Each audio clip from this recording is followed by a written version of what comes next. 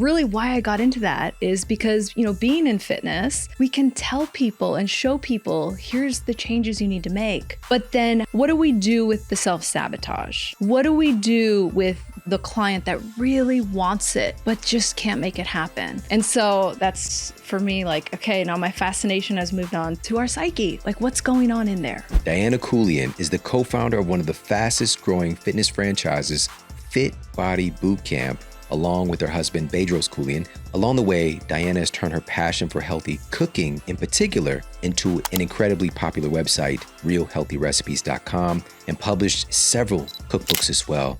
Now she's collaborating with Dr. Ben Bikman on this incredible new project to help us to transform our metabolic health, how not to get sick. Let's dive into this conversation with the amazing Diana Keuilian. Now, I love this because I get a chance to ask the questions that I haven't asked. Okay. Usually when we're together, hanging out, we're eating and just, talking about the world, talking about life. Yeah. But to dig in and find out your superhero origin story in fitness, like you guys have accomplished so much and impacted so many people in the realm of fitness. Yeah. So I want to know what got you interested in fitness and specifically metabolic health and the science on that. Okay, that's a really good question.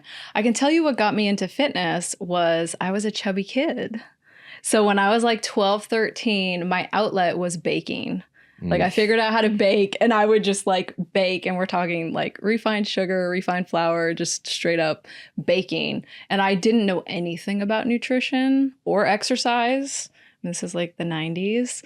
What was your favorite thing to bake? Oh my gosh.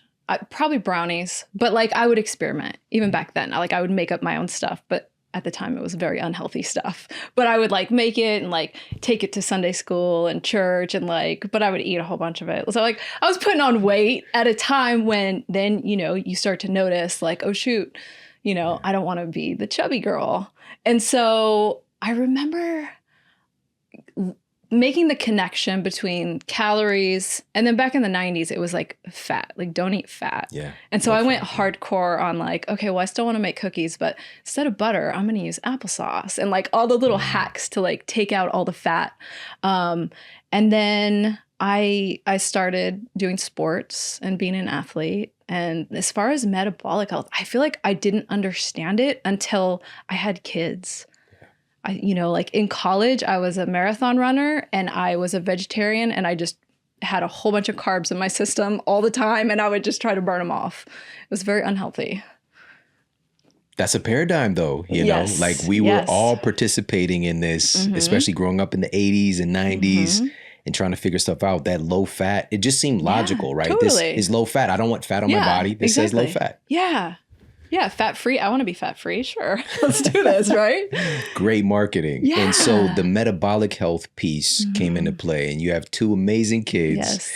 And that experience in and of itself, and just being a parent, we were talking about this before the show, just being a parent today can just mess you up. Yeah. And so you starting to figure things out for yourself led you into some research from Ben Bikman initially. Yeah. And because hearing from you and putting him on my radar, like in a real way, has been so enlightening. So we've already had this amazing conversation with him. By the way, if you guys missed that episode, make sure to listen to that one ASAP. And you guys collaborating, but really it was the impact that some of his work had on you and some of the stuff you started to learn. Yeah. And really the moment for me, I remember reading a quote, and this was when my kids were pretty little, that my kids' generation was had a shorter life expectancy than my generation. And they were tying the link to the diet. Right. And so that's when it was like, oh, shoot, nutrition's really important. But in discovering Ben's stuff, and it was really cool. We were connected by our publisher, and I read his book, his first one, and I'm like, this just makes so much sense, right? Like it's stuff we kind of knew, like we're kind of figuring it out, especially those of us who are in fitness. And for me, between reading that quote about my kids and being like, I got to figure out nutrition, and then being introduced to Ben, there was like 15 years of me recipe blogging and figuring out how to make recipes healthier. And, how do we get the wholesome, like good nutrition to taste like the foods that our kids want to eat, right? And so that was such a passion. But then with Ben bringing in that piece about insulin, Yeah.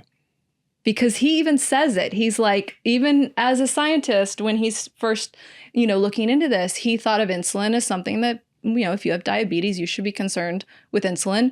But the rest of us, as long as our blood sugar levels are fine, we're good. And really, I'm sure your whole episode with him goes into all the science, but it's like, we're not good. Like, what is happening, with this insulin resistance building up in our body and losing that insulin sensitivity over years and decades, right? Until now we have a diagnosis. Yeah. Yeah. We see the end stage of something that is there. And that's the thing, like, we have early warnings with insulin resistance. There's so many different things that you can test for now. And you just said it. It's just like, these different concepts that we talk about, working in fitness, studying nutrition in a university, right? So having nutritional science class, I wasn't taught about insulin in the way that he really elaborates on it and breaks it down for us, which is, we think about insulin in regards to like blood sugar, but they're two different things, right? Yeah. They're two completely different things. Because that blood sugar is something that we pay attention to. Like when we're making recipes and things like that, we're mindful of that. But we're not looking at the role of insulin. We're not looking at the impact that it has on different cells specifically. Right. We're not looking at testing insulin itself and not just the blood sugar. So it's just kind of like we're missing the context. Yeah. And what's crazy is, you look at the whole healthcare system and our doctors and, it's like our doctors aren't even educated on all of this science that Dr. Bikman has brought forward. And that's the thing that's like, I get really fired up. And like when I learned, when I read his first book, I get all fired up because it's like, this is the piece that we need for health. This is the piece that, you walk into any store and there's all these ultra processed foods. And I think you even said in your last book that, was it 60% of our diet is ultra processed food? Like, the link between that and what's happening with insulin resistance, like, who's telling us this? Yeah. Right? And I just get pissed off because I'm like, I'm trying to do everything right. And, yeah. Yep. Same. It's just like we're existing in an environment that is set up in a way to make us sick. Yes. And we don't realize it. Like, we're going to the store, to the grocery store to get food to provide for our families.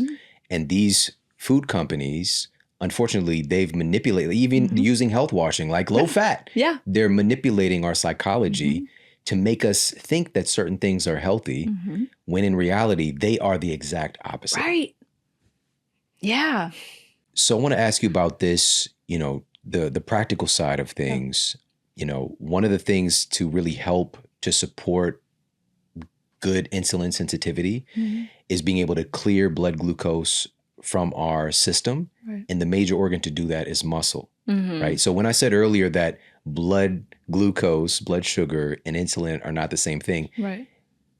That should be an obvious thing, but they're so coupled together. Like, oh yeah, just pay attention to your blood sugar and your insulin sensitivity will be fine. Right. And we're missing out on how does all this stuff work? Because the primary absorbent factor, right, being able to clear and absorb glucose from our bodies is exercise. And this is where in the book, you lay it out for us because you know this, and being a parent, I want you to speak to this.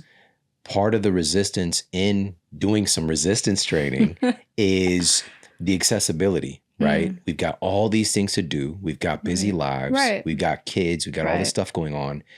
You're taking away the resistance by making it so simple with little to no equipment to really maximize this organ of glucose clearance being muscle. So let's talk about all of that. Yeah. Yeah. And I think nothing irks me more than when people say, like, I don't have time to exercise.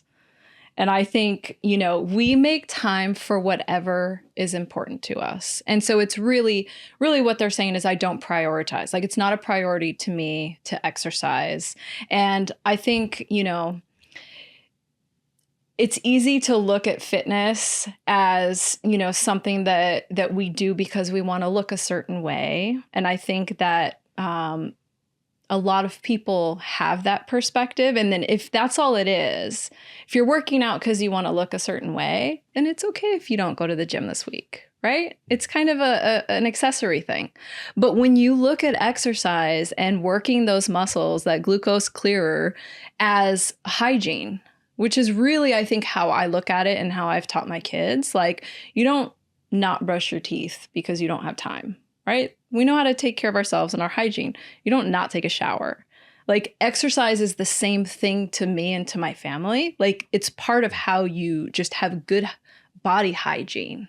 It's a different perspective than like, yeah, working out's fun, or I like to look a certain way. Like, no, like this is hygiene for your body. I love that. I love that. Metabolic hygiene, right? So it's cleaning up the circulation. It's cleaning up our bloodstream, right? Because having elevated glucose is like, in a way, like little shards of glass, right? That can start to tear stuff up. Now, of course, I don't want to make it that extreme because having some glass, you can make some cool stuff. Right. Like the gifts. Did you even open your gifts? I didn't open it because we started talking, but I'm excited to now open it. I'm giving, this is a spoiler alert, that one of them is a glass mug that we got awesome. you. Okay. All right, for you to enjoy your morning beverage with. Yes, I love it. But glass can be beneficial. But when it's just like riddled with these little glass pieces, you could pop a tire. All right, you could start to tear stuff up. And being able to clear that through exercise, I love that framing of hygiene, right? So being able to clear things up. Yeah. And even looking at food that way, right? Because, I mean, we're not sitting here, as two people who don't enjoy ice cream sometimes, or don't, like, we love to go out. I just showed you the picture. I know, we love went to get ice cream in St. Louis. 2018. Yes. We've been enjoying food together for a long time, right? And those moments are important, right? But it's not something that we do every day. And that goes back to hygiene, right? And so just the nutrition and how we approach our meals on a daily basis, or looking at it from a weekly basis, right? Bedros and I, we have date night every single Wednesday. And we get silly with like, where are we going to go this week? What are we, what are we going to eat? And we really enjoy that meal. And as we're doing it, we're still eating protein, and like, it's not, but we're adding in those carbs that we don't normally eat, right? But you balance it, just like you balance your hygiene. So yeah, it's just a different way to look at it, but it raises the stakes, I think. Ooh, is it an accident? I've never heard anybody say that they have a weekly date night on a Wednesday. Wednesday's the best day. It's in the middle of the week. So it's like a nice little pick-me-up in the middle of the week. Not many people go out on Wednesday. It's not a weekend, right? It works really well for us. He doesn't usually travel on Wednesdays because, there's a lot of travel more on the weekends. So yeah, Wednesdays are awesome. Look at this. And it just so happens to be called Hump Day. There you go. It's just, all right. So, and also us having the opportunity to have so many meals together, we see how each other eats, right? So we're all generally eating higher quality food. Yes. We're eating clean. We're prioritizing protein. And, some of those occasions, again, we get some of the quote fun stuff. Right. But also what we've been dedicated to is just making those things far healthier, using real food ingredients, prioritizing the macronutrients that help to keep us insulin sensitive. Yep. And that's what you've done extremely well in the new book. Can you talk about that and that process, and also how your kids were involved in the process? Yeah. Oh my gosh, my kids. It's so cool. And I was thinking about this on the drive over. So my kids are 16 and 18 now. So they're big. And I know. And, all those years that I was doing like the recipe blogging and really getting them involved when they were really young, especially with the food. And I know, going through your cookbook that your kids have been really involved as well when you guys make recipes, and just having the communication and the education when they're young. And now just to see them really take ownership over their own nutrition, having the knowledge, having the education, but then also having watched us model that. Because, it's like lessons are caught, they're not taught, and they're watching. And so it's cool because as a parent, we have this accountability.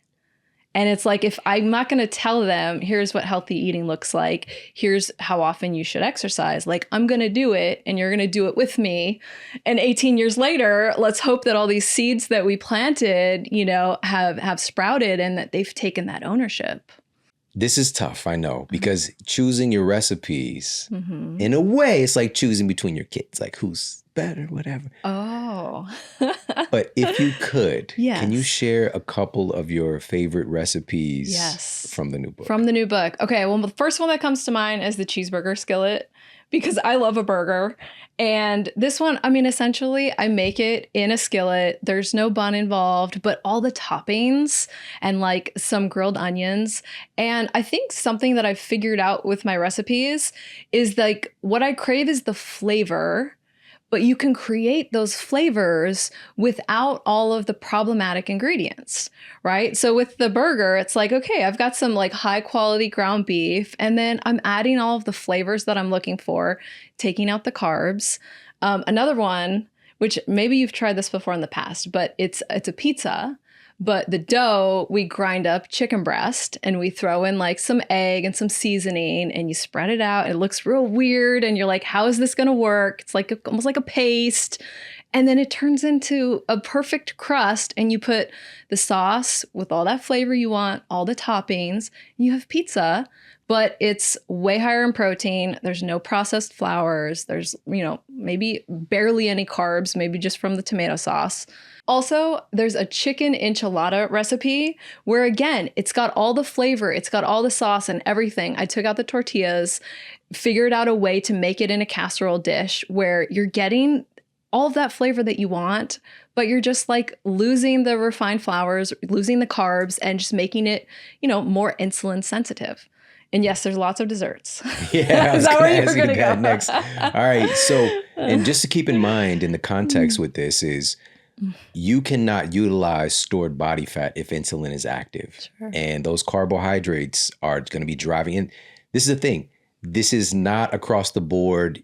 You guys break it down for different people's goals, right? Yeah. So a lot of people need help right now in helping to get them out of this state where they're pre-diabetic, or also Dr. Bikman's peer-reviewed study, and we'll put that up for everybody, taking several overweight/obese test subjects through a protocol for 90 days and completely reversing their type 2 diabetes. They're no longer type 2 diabetic after going through that protocol, and also still being able to eat food and to enjoy life and to do stuff.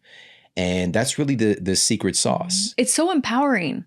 And I think, this is something, again, that I read in your cookbook where you were saying like food can be the most powerful tool, right, to give us health, but then it can also be such a powerful weapon.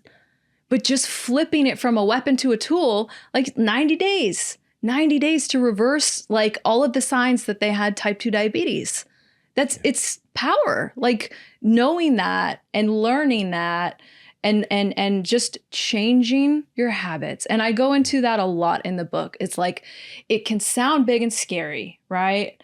But it's just habits. Like everybody's like, we eat pretty much the same type of thing. We do pretty much the same level of activity. It's just tweaking our habits. Can you talk a little bit about why we're prioritizing protein? Well, most of us, I mean, Josh, the standard American diet, the bulk of it is carbs. Right now, so really the first thing is controlling those carbs. And this is where like the paradigm shift comes in. And for anyone who's in that position where it's like they're learning this information, they're like, oh my gosh, I need this, right? Like I am headed towards type 2 diabetes. I feel like the first thing they need is almost like permission to do everything different than what the mainstream is doing, right? And the mainstream is most of your meal is carbs, right? And that's not supporting your muscle. That's not, that's spiking your insulin. And so with protein, we're supporting our muscle. It releases less insulin. And then with fat, which hopefully we're not scared of anymore, healthy fat, is not impacting our insulin at all. And then there's fiber, like really important to put fiber in the mix. But yeah, just giving people permission, like you don't have to eat like everybody else. Right? You shouldn't. Yeah. This is just bringing up, memories of how we start our day in our culture. It is like crazy. There's this saying, of course, like we're eating dessert for breakfast, but it's like, it's beyond that. Like it's so normalized. Muffins and pancakes and French toast and, cereal and all the things. And by the way, again, we're not villainizing these things. French toast is delicious. Yeah. All right. But the way that we've been marketed to that this is the way to start our day, in particular, breakfast cereal, right? That is the paradigm. That for me, even going to school and on the free lunch program, we get these little personalized little bowls of cereal. I was in heaven. I loved it because at home, at least those are the brand. So we get like Fruit Loops or Frosted Flakes. At home, we get the off-brand stuff. So it was like Fruit Rings, instead of Fruit Loops. But, we're starting our day and inundating our kids with all of this, not just highly refined sugar, but all these newly invented chemicals. Yeah. Really. It's so scary when you just look at it that way. It is. But it's normal. Yeah. And that's the scary thing. And that's where there's this huge disconnect, right? And kind of going back to like, why aren't our doctors telling us this? This past several days, I've been on a volleyball trip with my daughter, and, you're at a convention center and there's, hundreds of volleyball teams, these young athletes. And I've learned over the years to always bring food for her because they have these concession stands. And just for fun, I walked over and looked at like, what are they serving up for these, young athletes who are, working out all day doing sports. It's chips, it's candy, it's maybe a slice of pizza, but it's all things that are really based, they're hyper ultra processed, they're based in carbs. And this is what we're showing the next generation. Like, this is food, which it's really gratifying for me to have my daughter, like, she'll look at it and she'll be like, well, there's nothing here for me to eat. Like, she knows like that none of that is going to fuel my body. Yeah. And the same thing holds true with the beverages. As gosh, well, right? You see this stuff. I see it as well. The Gatorades and the Powerades and all that stuff, and just like absolutely blasting our systems and our kid systems with this highly refined sugar, not to mention these, newly invented chemical dyes and stabilizers and all this stuff. And it's just like, it's the opposite of healthy and fueling performance. Yeah. Yeah. But to impact our kids, like, we have to figure it out and live it ourselves.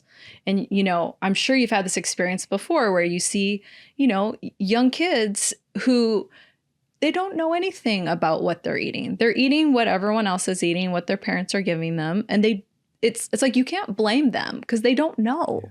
But that's where my heart just breaks and where I'm like, we have to do better. We have to do better for this next generation. Yeah, I know that I would have been just passing those things along to my kids because I've been drinking Gatorade since back in the day when it was in glass, like the glass bottles. All right. So wanting to be like Mike, you see the commercials and the marketing, like, this is what you do. Yeah. And also, I literally thought I was making a healthier choice because at lunch in high school, instead of getting soda or juice like my friends, I was getting a Powerade or a Gatorade. Right. Also getting a whole bunch of sugar. Exactly. And dyes and all of that. Yeah. And so now to pivot back to the good stuff, as you mentioned, there's a bunch of incredible desserts. So one of them, for instance, the Blackberry cheesecake squares, they look amazing. It's actually on the cover of the book. Yes. Yeah. I mean, it tastes just like cheesecake. We do have a little bit of swerve, which is the sugar replacement to have, a little bit of sweetness, but it's a lot of fat.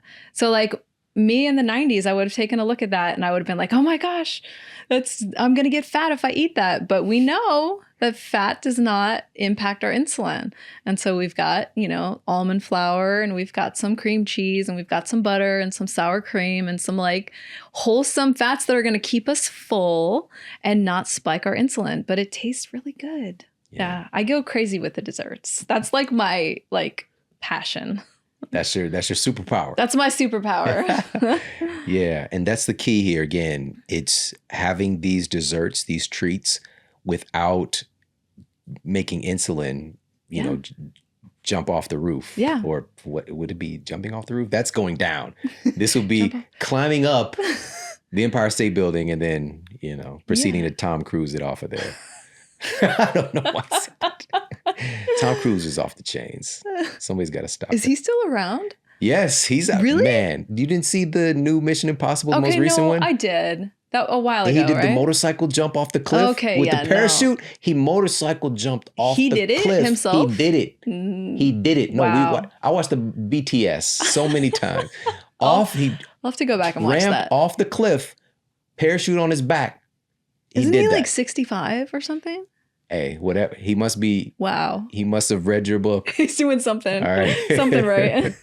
No, real talk again. He's one of those people, low key, very interested in nutrition and that kind of stuff. I don't know what else, other extracurriculars. So let me not put my stamp of approval on Tom Cruise. No disrespect. He might be listening right now, to be honest. All right. Shout out to Tom Cruise.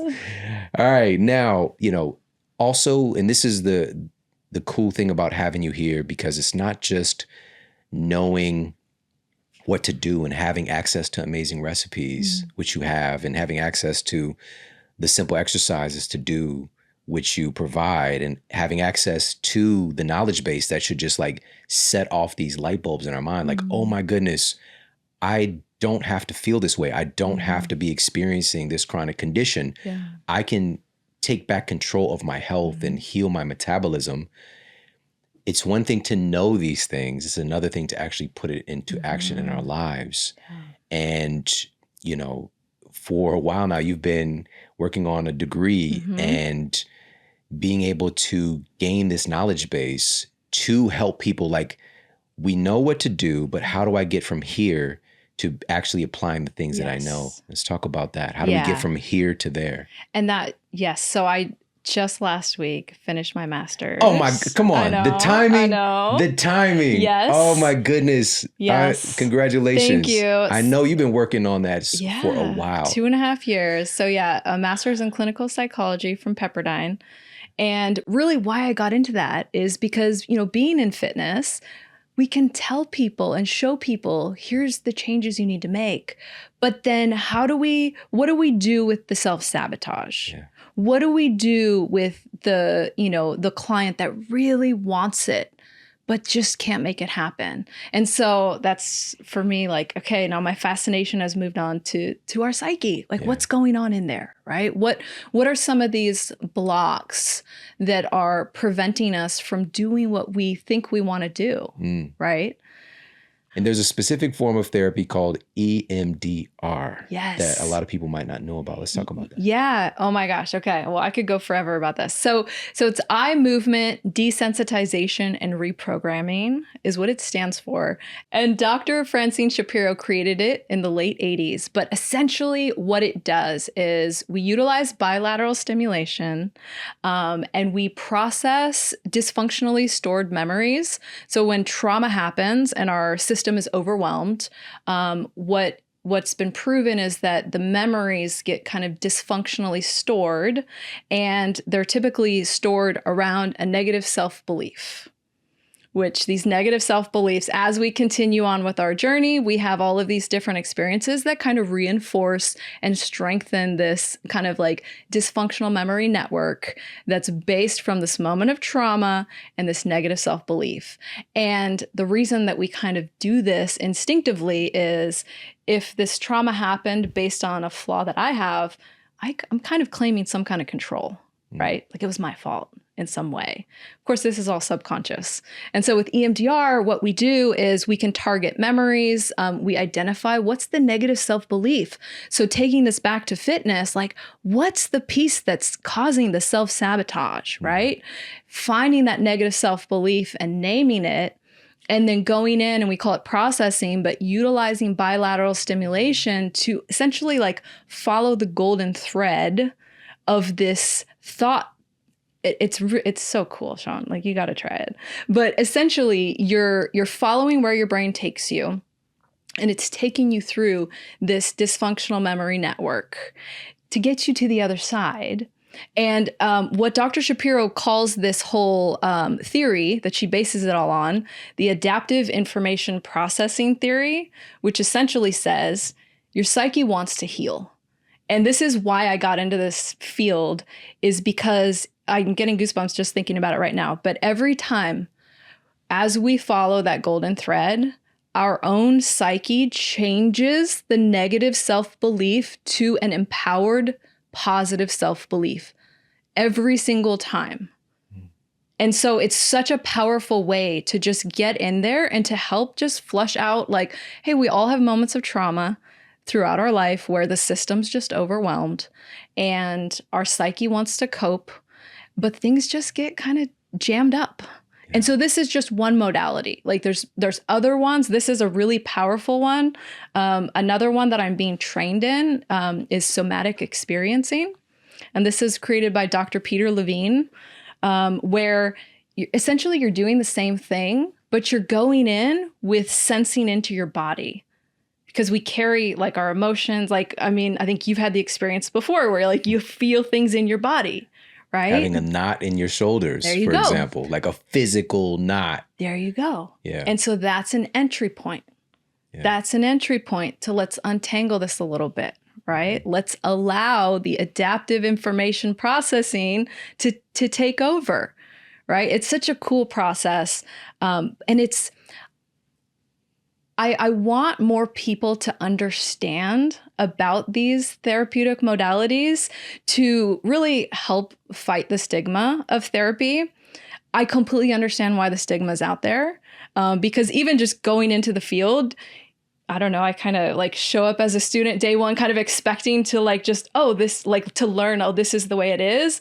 And then you find out like the mind is actually a construct. And here's 200 different ways that you could look at the mind and how we, have maladaptive behaviors and how we fix them, right? We can't study the mind under a microscope. So we try to come up with what's going on, right? But with specifically EMDR and then the somatic experiencing, you never have to sit on a couch and share details about your traumas. You never have to like talk about your dreams, like just kind of like what we think of with therapy that I think people are turned off to. It's getting more scientific and more like, hey, this is a very specific thing that I want to fix, right? I have this negative self-belief, or I have this knot in my shoulder. Like we can go in and target it, and it's very goal-driven, and it's different than, like what we think of with therapy, but it all kind of gets grouped together, I think. Yeah, and what we do, even if somebody is in a position where therapy could be incredibly beneficial, our current structure as a society is like just to tough through it. Like we're just constantly toughing through things. Yes. And what I'm hearing is this can be adding to this negative memory network if we're just continuing to repress and to not have a healthy way to unfold, as you said, pull the golden thread and to process these things so that we can heal. Exactly. And when we heal, it just opens us up to like experience more vitality, like that positive life flow energy. Like it allows us to experience that more and to enjoy our life more and connect with others more, have more meaning, right? And I think our tendency is, when it comes to our psyche and things like that, to really kind of feel embarrassed or ashamed and to kind of want to like hide it.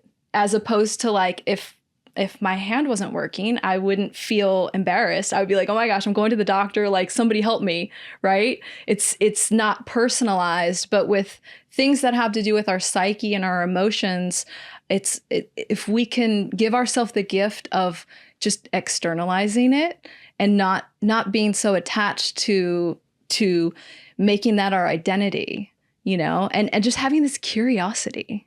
Like last week, Shawn, I tried hypnotherapy for the first time. Crazy experience, a 3-hour session. But I just have so much curiosity. Like what would it be like? What's going to come up, right? Like what could that open up for me, Yeah. The cool thing today, more than ever, like we have access to these tools and modalities, but also we also have access to a lot of things that are more, we'll just say ineffective, right? Because we have a current paradigm, even when it comes to mental health. We have a paradigm that is very codependent, right? So we have this constant treatment protocol, right? A big portion of that is pharmaceutical methods. Yeah. And even through talk therapy, it creates this kind of codependency where we're doing the same thing over and over again and looking at a thing over and over again, but not necessarily clearing it or being free from it, right? And so we become dependent to keep on kind of tinkering around with this same thing. Now, it depends, obviously. There are amazing therapists out there that pride themselves on basically getting people to hire them so they can fire them because they're because they're helping them to heal. Yes. But we do have a business model that also creates codependency, for many people. And so what I want to relay is for people, if you feel like you're not getting anywhere, or if you're not healing, that there are other options for you, and therapy can be incredibly valuable. And that's such a good point. And, there's so many different types of therapy out there. And I mean, for me, before I went back to school, I didn't really have a lot of education when I was seeking out a therapist. Like, what are the modalities that they use? Do they do EMDR? Are they doing CBT? Like, what is it that they're doing and they're trained in? But having, educating ourselves as consumers of, mental health services really goes a long way, because like you said, we can fall into that, going to a therapist whose goal is to have you on the couch for 10 years versus if you come to me, it's like, okay, let's make our list. These are the things we're going to address. These are the things we're going to flesh out so that you can have, open up to more in your life. And then I'm going to send you on your way. Right. So there's a whole bunch of different types of therapists out there, and not everyone's a good fit for one another as well. And that's okay. Right. Yeah. Thank you for saying that. Thank you for saying that, because we're all so unique, and also the point was, and what led us into this aspect of this important part about health is we're oftentimes making decisions from our stuck perspective, our stuck stories, as my friend Trauma Cynthia body. says. Yeah. Right. And so we're wondering, like, I know that I want to, get out and walk every morning, but I end up doing it once or twice and then I stop. Right. Why do I not follow through? Like, I want to do this. Yeah. I know why I want to do it. I know what to do, but I just keep on self-sabotaging. Yeah. And so it's being able to unpack and get to the root of these things. You know what's a great question to ask at that point? Looking for the secondary gains. So asking yourself, even though you're fully believing, I want to do this, I want to go walk. Asking yourself, what do I get out of not walking? And being super honest. So we call this secondary gains, because we're doing things because they benefit us in some way. And that's something that, could come up in therapy. That's something we can give ourselves, right? I think I want to do this. What am I actually getting out of not doing it? And being really honest. Can you give us an example of what an answer might be? Sometimes it feels kind of good to have something to complain about. And it could be that. It could be I've taken on this role of, a victim in some way, or of someone who things aren't going well for me. And I get something out of, maybe complaining to friends or family about it. It's how I get attention. It's how I feel seen. It's how I matter. It's how I feel important. Yeah. And you could trace it back for some people, maybe when they were young. I'm just making this up, but like maybe they got attention from their parents when they were sick. And maybe if they, were able to do a deep dive, like, wow, when I was sick, I felt like I got some love and attention. And now as an adult, I'm always sick. Maybe that's how I feel I can accept love, is if someone's taking care of me because I'm sick. It could be any number of reasons like that, but it takes a lot of honesty and kind of dropping the ego blinders to be able to find it. And that's why I feel like, when you go in and do some of the therapy, like EMDR, these things will just come out. And it's a little bit more of a natural way to pull it out. But if you're able to sit there and just be straight up honest with yourself, you could get there that way. Yeah. Now, what if, for example, we do this and we uncover this piece of data? Yeah. Then what do we do with that information? Yeah. Well, what's really cool is once it comes to light, it's amazing how we shift. It's amazing how we adapt. It's like pull the monster out from under the bed and then watch how things change. Yeah. You just said it, just the awareness that I'm getting something from not doing the thing that I consciously want to do, but I subconsciously sabotage. Yeah. So again, it's the first domino and it's the big domino. Yeah. A lot of stuff will resolve from there, but is there anything else that we should be aware of, what we can do? Yeah. So the example of the person who hypothetically feels love when they're sick and others have to take care of them, as soon as they realize that about themselves and that domino falls and the light bulb goes on, now they can say, can I open myself to feel love in a different way, right? Maybe I can, with my partner, maybe we can start, going to the gym together and I can feel that connection in this way, right? Just opening yourself to getting your needs met, because really secondary gains, they're all about meeting our needs. Yeah. And it's needs that are being prioritized over what we're trying to change. And so how can we still meet our needs? Because our needs are important. Yeah. Yeah. That's everything that we're doing is based on our needs, and also just realizing we have different people have different needs. And, there are some kind of categories that are pretty strong across humanity. The need to be significant, the need to experience love, the need for, variety in our lives, the need for growth, contribution. This is great work from Tony Robbins on this, but understanding our own human needs and what drives us. This was super helpful even in my communication and relationship with my wife, right? And seeing, what you need, like your top needs are different from mine, Right. because we all think everybody's like the same. Yeah. And that creates a lot of conflict, So now, would you say that this investment in our own mental health is adding to what you call our health bank? Oh my gosh, absolutely. Because it impacts how we experience the world, how we experience each other, how we are able to, stick with a healthy lifestyle or not, right? Just opening ourselves, getting unstuck. So yes, absolutely. Talk a little bit more about this concept of a health bank. Okay, so I think in terms of a balance sheet all the time. That's kind of how I see things because I manage a lot of finances. And I like to think of this whole idea of, insulin sensitivity as putting deposits or withdrawals from a bank account. So if I do a period of fasting, I'm making a deposit. If I have, dinner and it's protein is prioritized, there's some healthy fat, there's fiber, there's little to no carbs in it, I'm making a deposit, right? If I do a kick-ass workout, my son is my personal trainer right now, which he kicks my butt. I love it.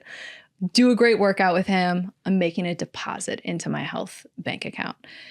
If I, go out on date night tomorrow night and, eat some tacos with Bedros, I'm making a withdrawal from my health bank account, right? If I skip a workout, like today, I drove out here, I skipped my workout this morning, I made a withdrawal, right? But I know now I got to make some deposits. So this is just how I mentally kind of see it and have this balance going, like keeping my finger on the balance of, making sure that there's plenty of funds in there. That's a great framework for certain people that think similarly. Yeah. Somebody like myself who wanted to avoid accounting class, maybe, not so much, but I love that, and it specifically, again, we're talking about investing in your metabolic health and knowing now it is clear this is the driving force, is the foundation for our multiple epidemics of chronic disease, whether it's heart disease, whether it's diabetes, whether it's obesity, whether it's Alzheimer's disease, whether it's infectious diseases, being driven by metabolic dysfunction and how we're faring in all this and our resilience in the face of, life's inevitable challenges, and this is another part of, having the benefit of having you here and having kids and just like what that entails. I've been dedicated to this subject matter recently because, for years, and the crazy thing is, like, I think because my life was so centered around health and wellness and fitness, and I was doing so much of that stuff that I didn't notice with my older son, you know, because we're a baseball family for many years. Like baseball this is a long day. Yeah. Right. And all the practices and all that stuff. And, you know, and then of course he played track and football. And so we spent a lot of time at these events, but I think it was also coupled with a lot of time I spent like training with him as well, and doing stuff while like if he's at practice and he has another coach and I'm like, you know, maybe I'm doing some sprints on the track. Yeah. There was one time, I haven't ever shared this before. All right. He was at practice. He was at football practice, and I was already there. I didn't know they were going to come out to this particular field because they usually practice on the practice field, but they came out to the game field, which I was doing sprints on the track. Yeah. And his football coach was my coach. Oh, wow. All right. This is crazy, right? And so I'm doing my sprint. I'm doing some 100-meter sprints. And I hear my former coach and his coach, he basically was like, I'll bet any amount of money that none of you guys can beat him over there, you know, pointing at me. And it was just like, of course I'm like, whoa, coach, like I'm not, let's just chill. All right. But maybe, you know, but you know, I just, again, spent a lot of time even in those moments doing fitness stuff. Now, whereas with my youngest son, and there's a lot more travel involved now, right? Because we're doing a different thing with the basketball and these tournaments, and like and also being in a gym like facility where it's not like there's not a track, we're not outside, right? And so it's like a new curveball for me to try to adjust to with my own health and fitness, and being somebody who's very fitness. Like I get a little bit fidgety, you know, because my body just wants to do stuff. Right. And so being able to adjust to that in this stage with a different kid, and how many parents out there are running around with their kids, taking them here, taking them there, and not being able to invest in themselves. Right.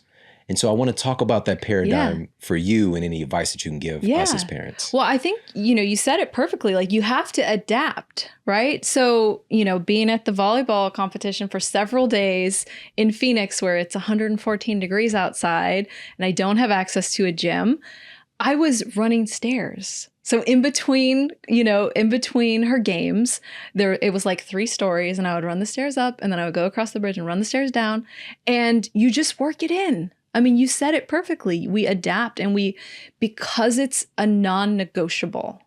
And this is, again, where we've given ourselves permission to be different than all the other parents. And I've accepted that, and that's cool. I'm fine with that, right? If they're going to sit there and they're going to go to the concession, and it's just, you know, they've accepted that I don't have any other option than to be sedentary this whole week and to eat what's here. That's not true. You can be as active as you want to be. I was in the corner doing push-ups at one point, right? But it's just a non-negotiable. And same with you. Like, you're going to do the activity. You're going to figure it out. We're very creative, like when we are locked onto something. Yeah. And so it's like, we already know. And this goes back to just the power of our minds, where it's like, you know what kind of person you are. You even say you're a fitness person. Your body tells you that, hey, you need to be active. You haven't been active, right? It's so built in. You know exactly who you are. The logistics don't really matter, right? It's going to happen. I love that. And it figures itself out if you're, you know, dedicated to it. It's a part of who you are, your identity. Exactly. Right. So that's where we're getting to, you know, having that. And, you know, just to share what I figured out, like taking him to practice, which again is indoors, and is that he loves, knowing his personality, he wants to be early. All right. And that's awesome. A conflict with his Kenyan mother. All right. Because it's like, it's a thing, you know. Shout out to CP time, and African time is a whole other beast. All right. But I'm usually, of course, like I'm getting him there, and we go a little bit early. And there's also a kind of a transitional period of when the practice starts and the kids are just shooting around. So guess what I'm doing? I'm getting shots up. Yeah. All right. I'm taking that 20 minutes, you know, maybe even up to 30 minutes sometimes. and I'm shooting around, doing different, dribbling drills and whatnot. Yep. And I'm just over because, there's multiple hoops there. And so I'm getting some work in. Yep. And then, he starts practice. I might, hang around, talk to some parents, or I might just go grab some higher protein there you go. meal. And you didn't have to plan that out, right? You were doing what you needed to do to stay young and to stay insulin sensitive. It's just built in. All right. I've got to ask you about this as well, because we just talked about finding those basically fitness snacks. All right. Finding those moments, because it's also being able to reorient our perception of what fitness can look like.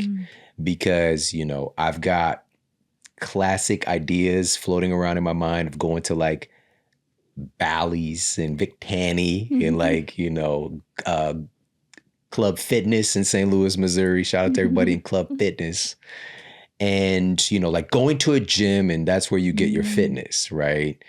And you have to have this complete workout. It has to be this way to get the truth is, and we have sound data on this, that as you accumulate these movement inputs, you're getting much of the same benefit of having this kind of all out structure thing. Yeah. And so, can you talk a little bit about the importance of exercise in regard to maintaining healthy insulin sensitivity and metabolic health overall?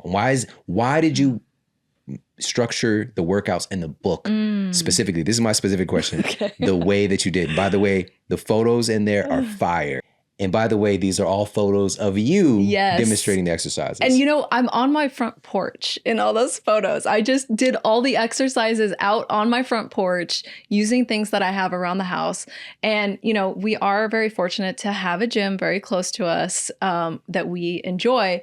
But more often than not, I'm working out in the garage. And we have some dumbbells, and our driveway is a bit of a hill. And so there's hill sprints involved. Body weight workouts are so intense. Like there's so many ways to work out. And like you said, this idea that like I have to go to the gym and it has to be this big structured thing. And that's just not the case. And that's why, I love the word lifestyle, because it's just, fitness is a lifestyle, right? Whether you're at football practice or whether I'm just, hey, I've got 15 minutes in the garage, I'm going to knock out push-ups and I'm going to sprint up and down the hill. And you make it happen. So my question is, the book is really broken into 3 specific parts, right? We've got the education from arguably the greatest mind in metabolic health, walking around planet Earth. We've got the implementation of exercise, because he talks about the science behind it and how this revolves around insulin sensitivity. Then you've got the application with the fitness. Yes. And then we've got the food portion with the recipes. The exercise portion, is this something that is approachable for anybody, regardless of their level of fitness? Can anybody do this stuff? Yeah, that's a really good question. And it is. And we were very intentional in including many exercises that are really beginner level. So you can start wherever you are. If you've never worked out a day in your life, and you're probably feeling very overwhelmed with all of this, there's a program for you in there. And there are things you can do with a chair. Like I've got things where I'm like doing some squats and holding onto a chair. And there's things that you can really start and then build from there. Awesome. So everybody's invited. Everybody's invited to the party. Awesome. Well, this is amazing. And I'm so glad that, even again, the health bank and taking a withdrawal to come here, this long, it's a nice ride. LA traffic. It is. To get from Chino to here. And I'm so glad that you did, because, you're one of my favorite people, and this has been so enlightening. Can you let everybody know where they can pick up a copy of the book and where they can follow you for more information overall? Yes. So the book is available really anywhere that books are sold. Amazon, Barnes and Noble. But yeah, I just really appreciate you having me. It was well worth the drive, and I always enjoy talking to you. And I feel like we've got something going here, right? Something that people can really take away and use, even if it's just giving themselves permission to not be like everybody else, right? So How Not to Get Sick. And it's available Anywhere where books are sold. Yeah. And as far as getting more content from me, I do have a podcast on YouTube. So just look me up, Diana Keuilian, and it focuses on self-development. So every Thursday I have a new episode, and the topic ranges from, sometimes we're talking about nutrition, and sometimes we're talking about fitness, and then lots of times we're talking about more like mental health and how do we really just keep pushing ourselves to be better, learn more, open ourselves to just a more vibrant existence. I love it. How Not to Get Sick. Pick up a copy like yesterday at the Seer Collection. It's a beautiful book, by the way. It's so beautiful. You guys did an amazing job. How Not to Get Sick. Diana Keuilian, I appreciate you so much. Thank you so much. I really had a lot of fun with you today, and I really appreciate your time.